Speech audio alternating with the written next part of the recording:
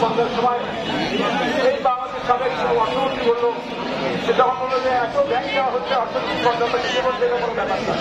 আজকে bank execute করার জন্য চেষ্টা করছে সরকারের আজকে আর দেওয়ার জন্য এই সবাই দেওয়া সেটা আজকে দিতে পারছে না।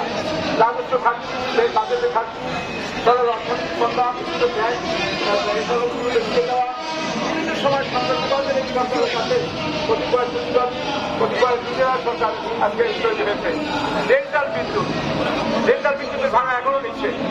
এই রেন্টাল বিদ্যুতে আজিজ খানকে সিঙ্গাপুরের বড় ধনী বানিয়ে দেওয়া হয়েছে। রেন্টাল বিদ্যুৎ আজকে আমাদের যে বিদ্যুতের টাকা খরচ হয়েছে তা দিয়ে পরিকল্পনা করা কিন্তু সেখানে দেখা যাচ্ছে সরকার রেন্টাল বিদ্যুৎকে সেখানে ইমপ্লিমেন্ট করেছে।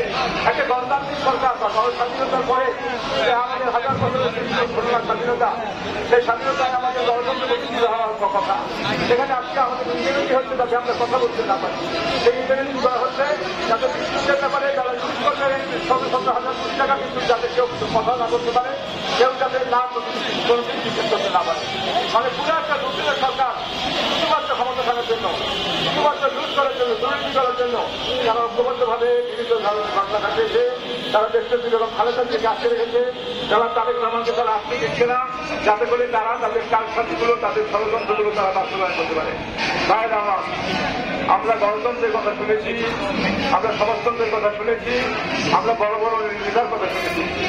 লেনিনের দেশে আজকে প্রদীপ তৈরি হয়েছে সাম্রাজ্যবাদী, আজকে যুদ্ধ চলছে মাসের পর মাস।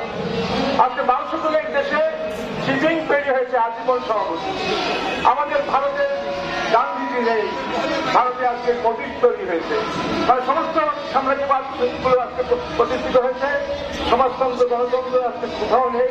সবাই ক্ষমতা থাকার জন্য শেখ হাসিনা তাদের জন্য করছে। আমরা স্লোগান দিতাম দুনিয়ার মজদুর, আজকে আমরা বুঝতে পারি আমরা ভুল একটা সমস্যার মধ্যে পড়েছি। আজকে দেশ রাজ্যে এরকম খালেদা জিয়াকে মুক্তি পাওয়া দরকার, কারণ বাংলাদেশে এখন যে সমস্যাগুলো আছে তার জন্য রাষ্ট্র রাজনীতিত একজন নেতা দরকার। রাষ্ট্র রাজনীতিত সমস্ত বাংলাদেশের রাজনৈতিক দলগুলো ঐক্যবদ্ধ করার জন্য দেশটি খালেদা জিয়ার বিকল্প নেই। খালেদা জিয়ার মুক্তি আমার দেশের আগামী দিনে গণতন্ত্রের মুক্তি, আগামী দিনে আমাদের শ্রমিক কর্মচারীদের মুক্তি। কাজে আজকের দিনে আপনারা এই শ্রমিকদেরকে